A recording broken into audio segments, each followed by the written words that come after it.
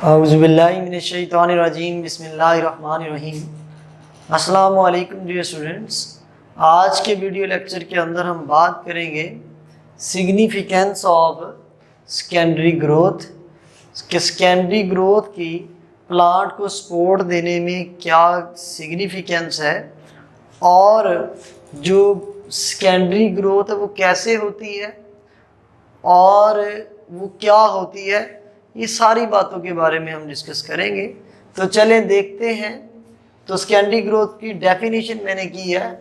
Secondary growth क्या होता है? प्लांट का अपनी मोटाई में बढ़ जाना, प्लांट का गिर्थ वाइज इंक्रीज हो जाना क्या कहलाता है? सेकेंडरी ग्रोथ कहलाता है। सेकेंडरी ग्रोथ पौधे के अंदर किन टिश्यूज की वजह से होती है?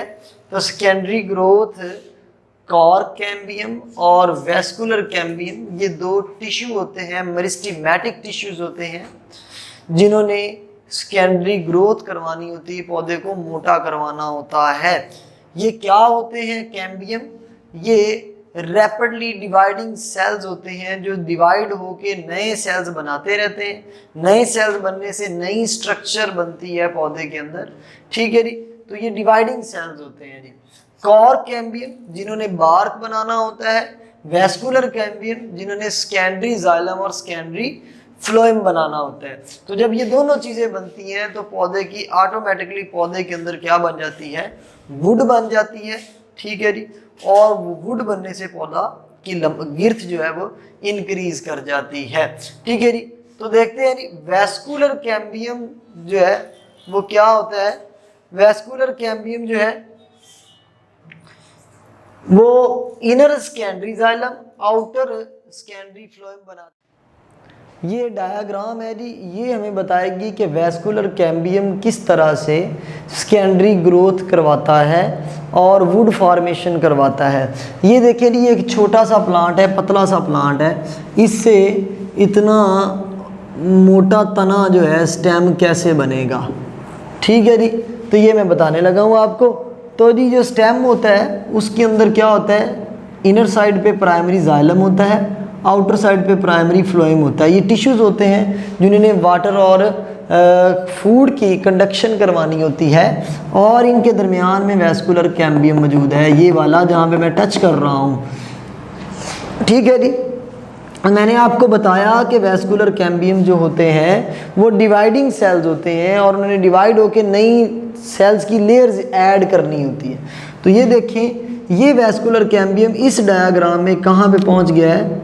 यहाँ से यहाँ पहुँच गया है। ये वेस्कुलर कैम्बियम है। इस वेस्कुलर कैम्बियम ने अपने अंदर डिवाइड हो के डिफरेंट लेयर्स ऑफ सेल्स बना दी। क्या बना दी? Layers of rings of cells बना दी। इन रिंग्स ऑफ सेल्स को हम क्या कह रहे हैं? Secondary xylem. क्या कह रहे हैं? Secondary xylem. यानी कि ये खुद पीछे हटता गया, अंदर एक सेल की लेयर ऐड की ऐसे, फिर पीछे हट गया, फिर ऐड की, फिर पीछे हट गया, फिर ऐड की, फिर पीछे, और जैसे जैसे ऐड करता गया पौधे की मोटाई बढ़ती गई, गिर्थ बढ़ती गई, ठीक है जी। और इन जिन वो लेयर्स सेल्स की लेयर्स को ऐड कर रहा था वो लेयर्स क्या कहला रही हैं? Secondary xylem. तो याद रखें, इसका मतलब ये है कि वेस्कुलर कैम्बियम सेकेंडरी जाइलम बनाता है और सेकेंडरी जाइलम ही वुड बनाता है। तो सेकेंडरी जाइलम मेन जो सेल्स हैं वो जो सेकेंडरी जाइलम के जो वुड बनाने में मदद करते हैं और गिर्थ में मदद करते हैं, ठीक है। तो inner side vascular cambium secondary xylem बनाता है, आउटर साइड भी वो क्या करता है? सेल्स की लेयर ऐड करता है। सेल की लेयर ऐड करता है तो ये क्या बनाता है? सेकेंडरी फ्लोएम बनाता है।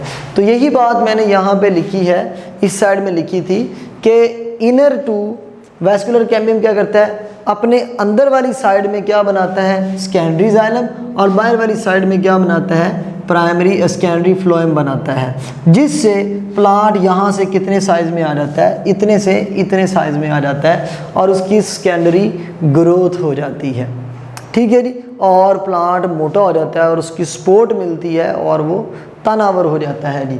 समझ आ गई बात की? क्लियर है, ठीक है जी। इसके बाद नेक्स्ट बात करते हैं जी कि जब ये वुड बन जाती है, ये पूरी वुड है, अब ये बन जाती है, ये वुड दो तरह की होती है जी। अकॉर्डिंग टू टाइप्स की बात करें, हार्टवुड एंड सैपवुड। हार्टवुड जो होती है वो ओल्डर जाइलम पर मुश्तमिल होती। ओल्डर यानी कि पुराने जाइलम, ये दरमियान वाले पुराना जाइलम है ना, ये वाले जाइलम तो नए बने हैं।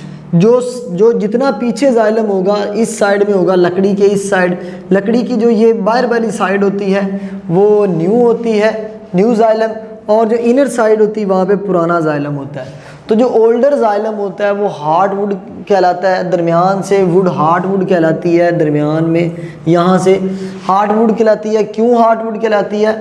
नॉन कंडक्टिंग, क्योंकि जो इसके जाइलम होते हैं वो कंडक्शन नहीं करते, वहाँ से वाटर की ट्रांसपोर्ट नहीं होती। तो फिर उसके अंदर क्या स्टोर किया रहता है? Resins, gums, different material store किया जाता है, और समटाइम वेस्ट मटेरियल भी स्टोर किया जाता है, जिसकी वजह से जब हम लकड़ी या काटते हैं तो दरमियान से समटाइम हमें ब्लैक नज़र आती है, बानी कंडीशन वगैरह जो है वो ये है। ठीक है, बाकी ये जो साइडों वाले हैं ये वाले जाइलम, ठीक है जी, तो ये वाली कौन सी वुड है? मैंने अभी बताया हार्टवुड, सेंटर में होती है। और ये साइड वाली जो वुड है ये क्या कहलाएगी? सैप वुड कहलाएगी। मतलब ये किस पे मुश्तमिल हुई? न्यू जाइलम जो है, सेकेंडरी न्यू जाइलम जो बने हैं उस पे मुश्तमिल होती है। ये कंडक्ट सैप, ये वाटर मटेरियल और मिनरल्स को कंडक्ट करती हैं, ये फंक्शनल होती है सैप वुड। ठीक है जी, तो इसीलिए हम इसे क्या कहते हैं जी? सैप वुड कहते हैं। ठीक है जी, तो ये दो किस्म की वुड फिर हमें नज़र आती है, एक जो फंक्शनल होती है, एक जो नॉन फंक्शनल डेड होती है, उसे हम हार्टवुड और दूसरी को हम सैप वुड कहते हैं जी। तो ये वैस्कुलर कैम्बियम जो है ये सेकेंडरी ग्रोथ करवाता है और प्लांट को मोटा करवाता है। इसके बाद कॉर्क कैम्बियम के हवाले से बता दूं, फिर कॉर्क कैम्बियम जो है वुड के बाहर साइड पे एक बार छाल जो होती है पौधे की वो बनवाता है। ठीक है जी, उसे हम वो कॉर्क कैम्बियम बनवाता है। कॉर्क कैम्बियम भी डिवाइडिंग सेल्स होते हैं, और ये साथ में इसकी एक इम्पॉर्टेंस है कि ये कैलस बनवाता है। क्या बनवाता है जी? कैलस। कैलस क्या होता है? पैरेनकाइमा, जब प्लांट को वाउंड लगता है, यानी कि आपने कट लगाया, कट लगाने के बाद उस पौधे के ऊपर छोटा सा मैस, एमॉर्फस मैस बन जाता है पैरेनकाइमा सेल्स का, वुडी मैस होता है, यानी कि नई लकड़ी उगने लग जाती है वहाँ पे, उसे हम क्या कहते हैं? कैलस कहते हैं जी। और वो कैलस कौन बनवाता है? कॉर्क कैम्बियम बनाता है। ये भी उसकी एक इम्पॉर्टेंस है कॉर्क कैम्बियम की। दूसरा काम क्या है जी? ग्राफ्टिंग, पैबंदकारी। आपने सुना होगा, हम एक पौधे की शाख उतारते हैं, उसे दूसरे के साथ बांध देते हैं, यानी कि ये देखें, ये एक प्लांट है, ठीक है, इसके ऊपर मैंने एक और शाख बांध दी, इसके ऊपर ऐसे करके। अब इसका जोड़ जो लगाना है वो जोड़ किसने लगाना है? कैलस ने लगाना है। कॉर्क कैम्बियम कैलस बनवाएगा और यहाँ पे ऐसे वेल्डिंग हो जाएगी और वो जोड़ लग जाएगा। तो कैलस जो है वो वुड को कवर करने के लिए, यानी कि वाउंड को हील करने के लिए प्लांट के अंदर, और क्या कहते हैं जी, ग्राफ्टिंग में ब्रांचेस को यूनाइट करने के लिए यूज़ होते हैं। और कैलस बनवाता कौन है? Cork cambium. तो ये कॉर्क कैम्बियम की इंपॉर्टेंस है। और वैस्कुलर कैम्बियम जब वुड बनाता है तो वुड वो बनाता है रिंग्स की फॉर्म में। हमें रिंग्स की फॉर्म में, जब आप लकड़ी काटते हैं तो आपको एक लाइनें सी नज़र आती हैं उसके अंदर, उन लाइनों को हम क्या कहते हैं? एनुअल रिंग्स कहते हैं। उन एनुअल रिंग्स को आप काउंट कर लें, आपको पौधे की एज का पता चल जाएगा कि उसकी एज कितनी है।